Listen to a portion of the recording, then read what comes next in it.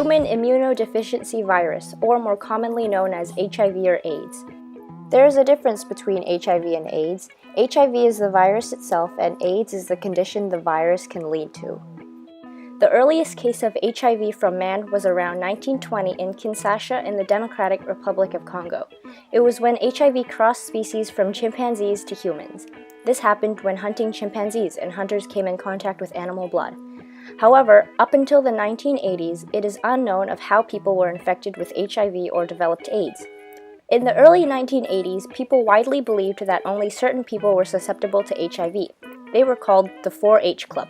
Hemophiliacs. Hemophilia is where your blood doesn't clot, so they would allegedly receive contaminated blood transfusions. Homosexual men, heroin users who injected drugs using a needle that was infected, and people of Haitian origin, since many cases of AIDS were reported in Haiti.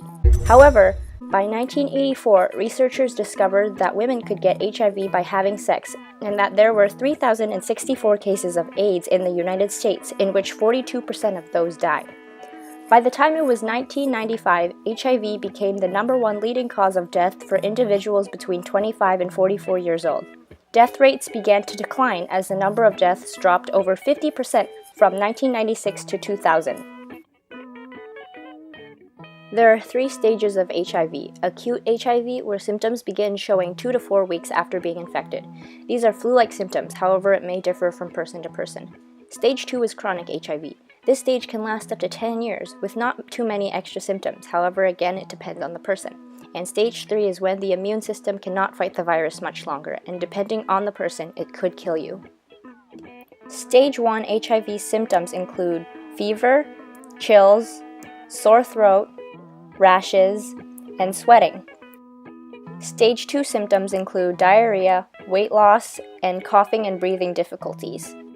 Stage 3 symptoms include persistent headaches, consistent high fevers, severe chills, regular coughing and breathing problems, severe night sweats, and memory loss.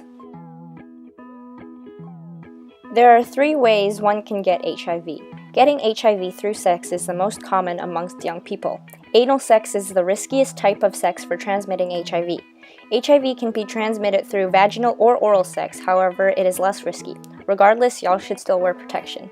A less common version of getting HIV is from your mother. If a mother tests positive for HIV and remains untreated, HIV can be passed on to the child through birth or breastfeeding. The risk of getting HIV is very high amongst people who use needles. This happens when needles or syringes or other injection equipment are shared. You shouldn't be doing drugs anyways, but if you absolutely need to, clean and sterilize your equipment after every use.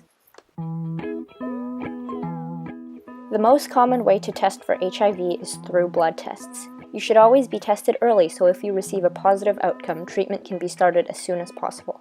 ELISA tests, which stand for Enzyme-Linked Immunosorbent Assay, detect and measure antibodies in your blood. Some individuals perform home tests, which are sold in pharmacies. However, getting tested by a professional is preferred. Saliva tests are done by obtaining saliva from the inside of one's cheek. Results should be further tested by a blood test.